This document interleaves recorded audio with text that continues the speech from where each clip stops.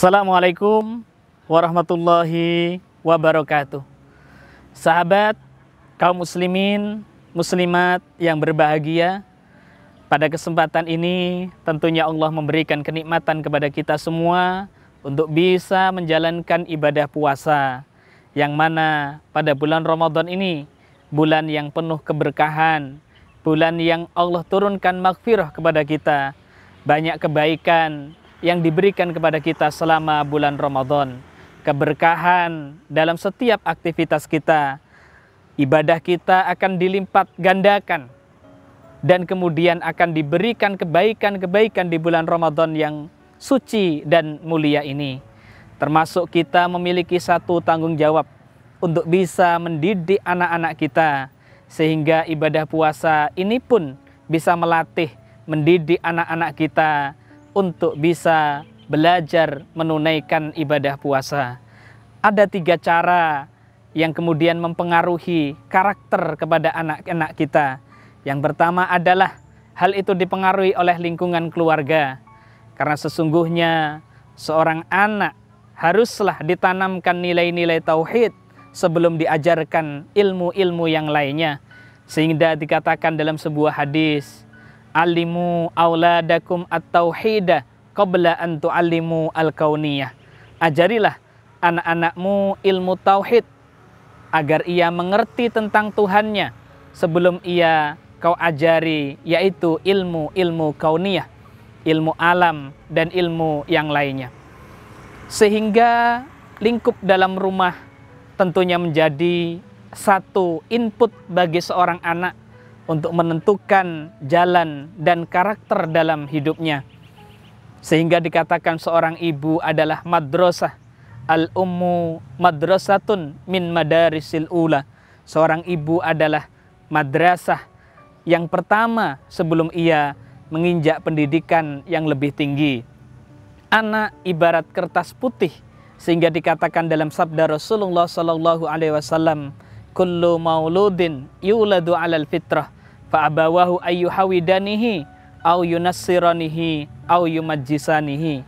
Bahwasannya setiap anak yang dilahirkan dalam keadaan fitrah, sehingga tergantung kepada kedua orang tuanya yang akan menjadikannya seorang Yahudi atau Nasrani, ataukah menjadi seorang Majusi.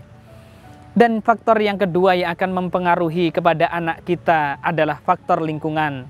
Karena lingkungan inilah, ketika anak kita dididik di rumah dengan cara yang baik, akan tetapi ketika lingkungan kita tidak memberikan wacana yang baik kepada anak kita, sehingga menjadi salah pergaulan dan akan menjadi anak yang tidak berperi kemanusiaan, menjadi anak yang berakhlak buruk karena pengaruh daripada lingkungan. Sehingga perlu bagi orang tua untuk memberikan, yaitu dan mewujudkan lingkungan yang baik kepada anak-anaknya, agar ia membekas dan kemudian memberi input bagi anak kita untuk menjadi anak yang berkarakter. Dan yang ketiga, faktor lain adalah pendidikan. Pendidikan sangat memberikan wacana yang baik kepada anak kita, sehingga dengan pendidikan yang ditanamkan di sekolah, di madrasah, sehingga anak kita akan terdidik, akan menjadi anak yang mengerti tentang hal yang terbaik yang harus dia lakukan dan mana yang harus dia tinggalkan.